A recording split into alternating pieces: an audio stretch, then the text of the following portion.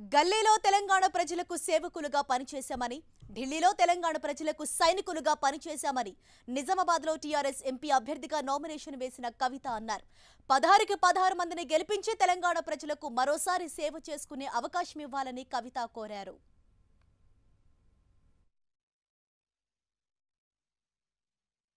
ఈ 5 సంవత్సరాల్లో TRS party ఎంపీలు ఎన్ని రకాలుగా కృషి చేసినారో మీ అందరికీ తెలిసిందే. అది హైకోర్టు విషయమైనా, మైనారిటీ రిజర్వేషన్ విషయమైనా, ఎస్టీల రిజర్వేషన్ అంశమైనా, మనకు సాధించుకోవాల్సినటువంటి ఎయిమ్స్ లాంటి అంశమైనా, ఏ ఒక్క అంశమైనా సరే టీఆర్ఎస్ పార్టీ ఎంపీలు ముందుండి పోరాటం చేసినాం. గల్లీలో అయితే తెలంగాణ ప్రజలకు సేవకులుగా ఎంపీలం పనిచేసినాం. ఢిల్లీలో తెలంగాణ ప్రజల సైనికులుగా మేము పనిచేసినాం. కాబట్టి గులాబీ జెండా కప్పుకున్నటువంటి 16కు 16 మందిని కూడా గెలిపించి దీవించి మరొకసారి తెలంగాణ ప్రజలకు సేవ చేసే అవకాశాన్ని ఇవ్వాల్సిందిగా కోరుతూ మీ అందరి దగ్గర కూడా సెలవు తీసుకుంటున్నా. Thank you. నల్గొండ అభ్యర్థిగా PCC chief Uttam Kumar Reddy nomination దాఖలు చేశారు. డీసీసీ అధ్యక్షుడు శంకర్ నాయక్, మాజీ MLA Padmavathi, TJS Kapilavai Dileep Kumar, party కార్యకర్తలు ఉత్తమ్తో పాటు నామినేషన్ కార్యక్రమంలో పాల్గొన్నారు.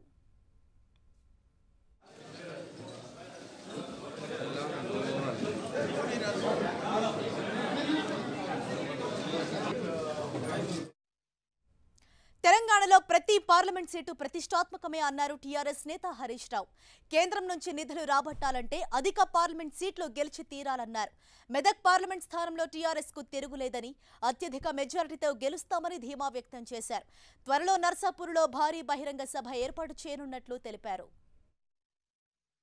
మరి గుజరాత్ కు బుల్లెట్ రైళ్లు ఇచ్చింది అంటే ఎక్కడ బీజేపీ పాలిత రాష్ట్రాలు ఉంటే అక్కడనే దృష్టి పెట్టింది తప్ప తెలంగాణ విషయంలో ఒక జాతీయ ప్రాజెక్టు కావాలని ఎన్నిసార్లు అడిగినా కూడా ఇవ్వలేకపోయింది. మిషన్ కాకతీయకు 5,000 కోట్ల ప్యాకేజ్ ఇవ్వాలని నీతి ఆయోగ్ రికమెండ్ చేసిన ₹1 ఇవ్వలేదు. మిషన్ భగీరథకు ఈరోజు నిధులు ఇవ్వాలని నీతి ఆయోగ్ సూచించిన ₹1 కూడా కేంద్ర ప్రభుత్వం ఇవ్వలేదు. అంటే కేంద్రం నుంచి నిధులు రాబట్టాలంటే మనం నిర్ణయాత్మక శక్తిగా ఉండాలి. కేంద్రంలో ఎవరు ప్రభుత్వాన్ని ఉండాలో నిర్ణయించే శక్తిలో మనముంటే మన రాష్ట్రానికి మనం అనుకున్న నిధులు సాధించుకునేటువంటి అవకాశం ఉంటుంది.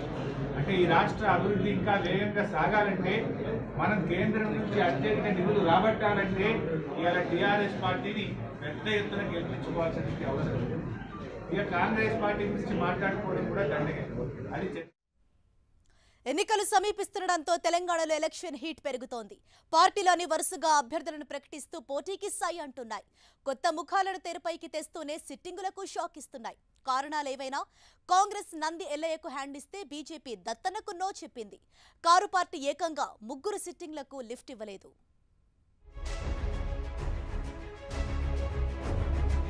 లోక్సభ ఎన్నికల్లో నామినేషన్ల దాఖలు గడువుకు చివరి తేదీ సమీపిస్తుండటంతో తెలంగాణలో రాజకీయాలు ఊపందుకున్నాయి. వరుసగా అభ్యర్థుల పేర్లు ప్రకటిస్తూ పార్టీలు పొలిటికల్ హీట్ పెంచేస్తున్నాయి. ఇప్పటికే కాంగ్రెస్ 16 మంది పేర్లు ప్రకటించగా టీఆర్ఎస్ మొత్తం 17 మంది అభ్యర్థులను కన్ఫర్మ్ చేసింది. మొదటి నుంచి వ్యూహాత్మకంగా వ్యవహరిస్తున్న బీజేపీ కేవలం 10 మందితోనే జాబితా ఇచ్చి సస్పెన్స్ కంటిన్యూ చేస్తోంది.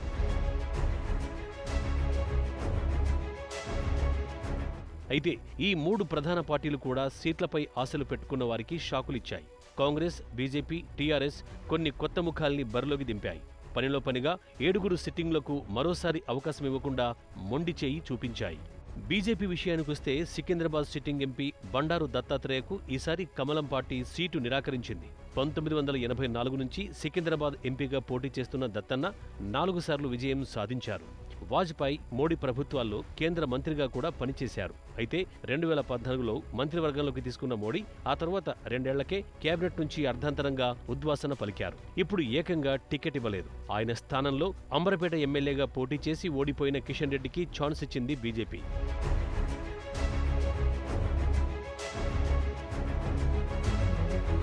2014 ఎన్నికల్లో కాంగ్రెస్ నుంచి 2 గెలుపొందారు. అందులో గుత్తా సుఖేందర్ రెడ్డి టీఆర్ఎస్లోకి మారిపోయారు. దీంతో నాగర్ కర్నూలు నుంచి గెలిచిన నంది ఎల్లయ్య ఒక్కరే మిగిలారు. ఇటీవల జాబితా ప్రకటించిన హస్తం పార్టీ నంది ఎల్లయ్య కూడా టికెట్ ఇవ్వకుండా హ్యాండ్ ఇచ్చింది. ఆయన స్థానంలో షాదనగర్ నుంచి ఎమ్మెల్యేగా పోటీ చేసి ఓడిపోయిన మల్లు రవికి టికెట్ ఇచ్చింది. ఇక మహబూబ్ నగర్ నుంచి గతంలో పోటీ చేసి ఓడిపోయిన సీనియర్ నేత జైపాల్ రెడ్డి స్థానంలో వంశీచంద్రెడ్డికి అవకాశమిచ్చింది. అటు మల్కాజ్గిరిలోనూ గత ఎన్నికల్లో ఓటమి పాలైన సర్వేను పక్కనబెట్టేసింది. రేవంత్ రెడ్డిని బరిలోకి దింపింది. కాంగ్రెస్ నుంచి ఈసారి ఏకంగా 8 మంది కొత్తవారున్నారు.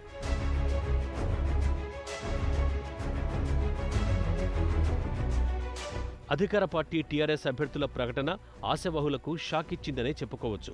అంతా ఊహించినట్టే 3 నేతలకు కారు లిఫ్ట్ ఇవ్వలేదు. మహబూబ్నగర్ ఎంపీ జితేందర్ రెడ్డిపై పార్టీలో వ్యతిరేకత ఉంది. మహబూబాబాద్ సిట్టింగ్ ఎంపీ సీతారాం నాయకుడు కూడా టీఆర్ఎస్ పక్కన పెట్టేసింది. గత ఎన్నికల్లో ఎవరు ఊహించిన విధంగా ఖమ్మం నుంచి వైసీపీ గుర్తుపై గెలిచిన పొంగులేటి శ్రీనివాసరెడ్డి ఆ తర్వాత టీఆర్ఎస్లో చేరిపోయారు.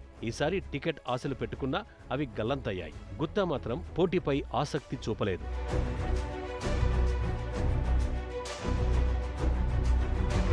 కారు సారు ఫార్ములాని టీఆర్ఎస్ ఫాలో అవుతోంది. రాష్ట్రంలో పూర్వ వైభవం సాధించాలనే ఉద్దేశంతో సీనియర్లను రంగంలోకి దింపింది కాంగ్రెస్. బీజేపీ మాత్రం పారాచూట్లనే నమ్ముకుంటోంది. మరి ఓటర్ దేవుడు ఎవరిని కరుణిస్తాడో చూడాలి. ఎన్నికల వేళ టీఆర్ఎస్ లో జోష్ కనిపిస్తుంటే విపక్షాలు మాత్రం పూర్తి నైరాశ్యం కనిపిస్తోంది. అసెంబ్లీ ఎన్నికల్లో ఎక్కువ మంది ఎమ్మెల్యేలను గెలుచుకున్నా లోక్సభ ఎన్నికల సమయానికి విపక్షం పూర్తిగా డీలా పడిపోయింది. ఒక్కొక్కరుగా ఎమ్మెల్యేలు చేయి జారుతుంటే అసలు ఎవరిని బరిలోకి దింపాలా అనే డైలమాలో ఖమ్మం కాంగ్రెస్ లో నెలకొంది.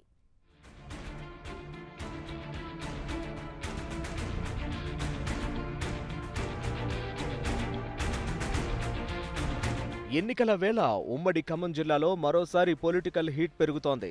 ఎదుటి పార్టీ బలాబలాలను బేరీజు వేస్తూనే ప్రత్యర్థిని చిత్తు చేసేందుకు అన్ని పార్టీలు వ్యూహాలు రచిస్తున్నాయి. అయితే జిల్లాలో ప్రస్తుతం నెలకొన్న పరిస్థితుల్లో టీఆర్ఎస్ ఫుల్ జోష్తో కనిపిస్తోంది. అసెంబ్లీ ఎన్నికల్లో ఒకే ఒక్క స్థానానికి పరిమితమైన టీఆర్ఎస్ విపక్షాల నుంచి శాసనసభ్యులు చేరుతూ ఉండటంతో రెట్టింపు ఉత్సాహంతో లోక్సభ సమరానికి సై అంటోంది. ఇప్పటికే పార్టీ క్యాడర్ను ఎన్నికలకు సమాయత్తం చేస్తున్న టీఆర్ఎస్ ఎలక్షన్కు ముందే ప్రత్యర్థులను చిత్తు చేస్తోంది. అంతేకాకుండా గత శాసనసభ ఎన్నికల్లో జరిగిన పొరపాట్లను సరిచేసుకుని రిపీట్ కాకుండా జాగ్రత్తలు తీసుకుంటోంది. ఇటీవల జరిగిన గ్రామ పంచాయతీ ఎన్నికల్లో 80% గ్రామాల్లో టీఆర్ఎస్ బలపరిచిన అభ్యర్థులే గెలిచారు. ఇప్పుడు లోక్సభ ఎన్నికల్లోనూ పక్కాగా విజయం సాధించే దిశగా టీఆర్ఎస్ వర్కౌట్ చేస్తోంది. ఖమ్మం జిల్లా అంటేనే ఎర్ర జెండాల ఖిల్లా అనేవారు. అయితే అదంతా గతం. సిపిఎం, సిపిఐలు తమ ఉనికిని కాపాడుకునేందుకే ఆపసోపాలు పడుతున్నాయి. అసెంబ్లీ ఎన్నికల సమయంలో కలిసి పోటీ చేయాలనే ప్రతిపాదన వచ్చినా బీఎల్ఎఫ్ పేరుతో సిపిఎం చిన్న చితక పార్టీలతో జతకట్టింది. సిపిఐ కాంగ్రెస్కు సపోర్ట్ చేసిందే. కానీ లోక్సభ ఎన్నికల్లో కలిసి పోటీ చేస్తాయనే వాదన వినిపిస్తున్నా ఆ దిశగా అడుగులు పడిన దాఖలాలు కనిపించడం లేదు.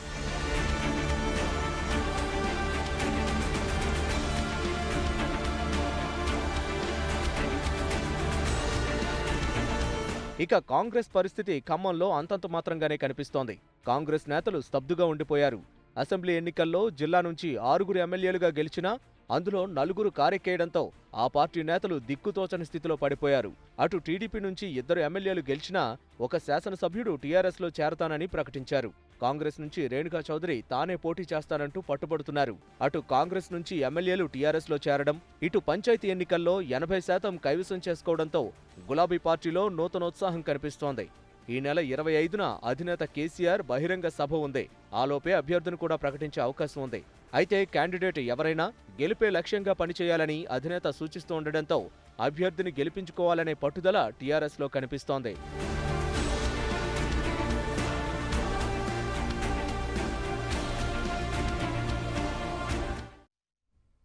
ఏ ఎన్నికలైనా సరే అక్కడ రాజకీయాలు రసవత్తరంగా మారిపోతుంటాయి.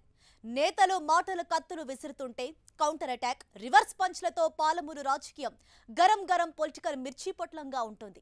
ప్రస్తుతం ఈక్వేషన్లు మారిపోతున్నాయి. కప్పదాట్లు పార్టీలను కంగారెత్తిస్తున్నాయి. దీంతో మహబూబ్ నగర్ ఎంపీ స్థానాన్ని ఎవరు దక్కించుకుంటారా అనే ఆసక్తి ఏర్పడింది.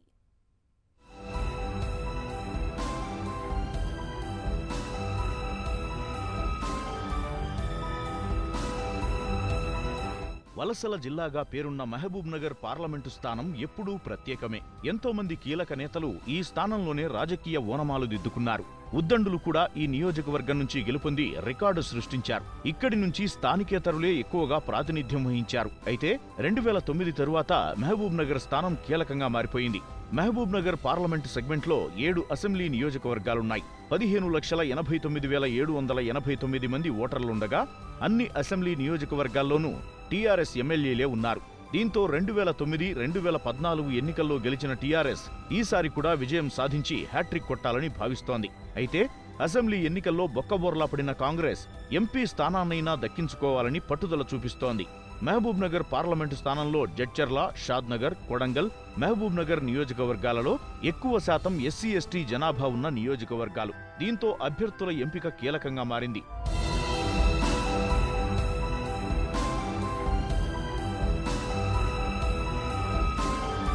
మహబూబ్ నగర్ కు 1957లో మొదటిసారిగా ఎన్నికలు జరిగాయి. అప్పటి నుంచి 16 సార్లు ఎన్నికలు జరిగితే 11 సార్లు కాంగ్రెస్ అభ్యర్థులే గెలిచారు. జనతా పార్టీ తరపున జైపాల్ రెడ్డి 2 సార్లు, టీఆర్ఎస్ 2, బీజేపీ ఒక్కసారి గెలిచాయి. ఇక్కడ గెలుపొందిన నేతలంతా జాతీయ స్థాయిలో చక్రం తిప్పిన వారే కావడంతో అన్ని పార్టీల దృష్టి మహబూబ్ నగర్ పై పడింది. 2014లో టీఆర్ఎస్ నుంచి జితేందర్ రెడ్డి గెలవగా కాంగ్రెస్ నుంచి పోటీ చేసిన జైపాల్ రెడ్డి, బీజేపీ నుంచి బరిలోకి దిగిన నాగం జనార్దన్ రెడ్డి ఘోరంగా ఓడిపోయారు. అయితే ఈసారి ఈ నియోజకవర్గాన్ని ఎలాగైనా దక్కించుకోవాలని అన్ని పార్టీలు ప్రణాళికలు సిద్ధం చేస్తున్నాయి. కానీ హ్యాట్రిక్ పై కన్నేసిన టీఆర్ఎస్ పక్కాగా వ్యూహాలు రచిస్తోంది. సిట్టింగుకే టికెట్ కేటాయిస్తుందా లేక మరొకరి పేరు ప్రకటిస్తుందా అనే డైలమాను ప్రత్యర్థుల్లో క్రియేట్ చేసింది. సిట్టింగ్ ఎంపీ జితేందర్ రెడ్డి మాత్రం టికెట్ తనకే వస్తుందనే ధీమాతో ఉన్నారు.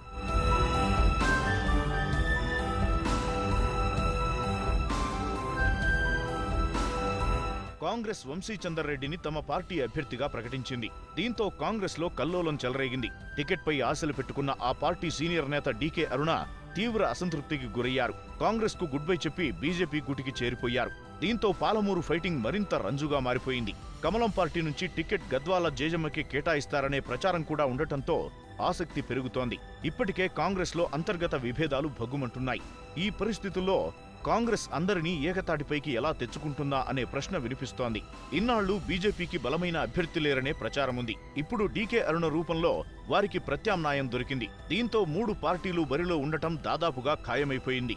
మరి మహబూబ్ నగర్ నుంచి పార్లమెంటుకు ఎవరెళతారనే విషయం ఇప్పుడు హాట్ టాపిక్ గా మారింది.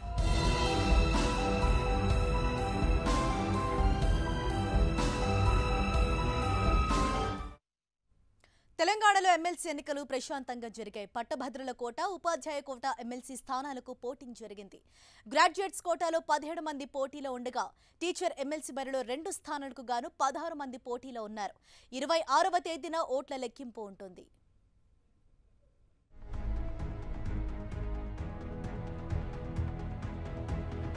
తెలంగాణలో మెదక్, నిజామాబాద్, ఆదిలాబాద్, కరీంనగర్ పట్టభద్రుల నియోజకవర్గం, వరంగల్, ఖమ్మం, నల్గొండ, మెదక్, నిజామాబాద్, ఆదిలాబాద్, కరీంనగర్ ఉపాధ్యాయుల నియోజకవర్గాలకు ఎమ్మెల్సీ ఎన్నికలు జరిగాయి. ఉపాధ్యాయ నియోజకవర్గాల్లో ప్రతి 1000 మంది ఓటర్లకు ఒక పోలింగ్ కేంద్రాన్ని ఏర్పాటు చేశారు.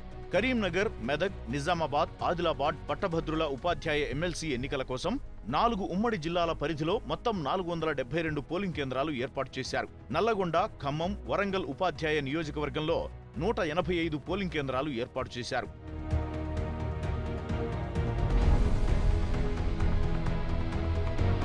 పోలింగ్ ప్రక్రియను వెబ్కాస్టింగ్ ద్వారా ఈసీ అధికారులు పర్యవేక్షించారు. కరీంనగర్, మెదక్, నిజామాబాద్, ఆదిలాబాద్లో ఉపాధ్యాయ కోటాలో 7 అభ్యర్థులు బరిలో ఉన్నారు.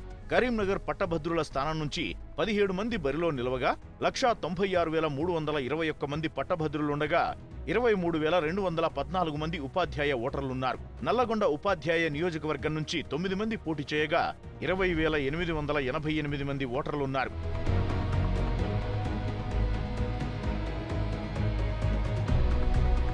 ఎన్నికల సందర్భంగా ఎలాంటి అవాంఛనీయ ఘటనలు జరగకుండా పోలీసులు చర్యలు తీసుకున్నారు. పోలింగ్ స్టేషన్ల దగ్గర బందోబస్తు ఏర్పాట్లు చేశారు. మరోవైపు ఓటర్ స్లిప్పులు అందక ఓట్లు వేసేందుకు వచ్చిన వారు కాస్త ఇబ్బంది పడ్డారు. పోలింగ్ ప్రశాంతంగా ముగియడంతో ఈ నెల 26న ఓట్ల లెక్కింపు నిర్వహించేందుకు అధికారులు సిద్ధమవుతున్నారు.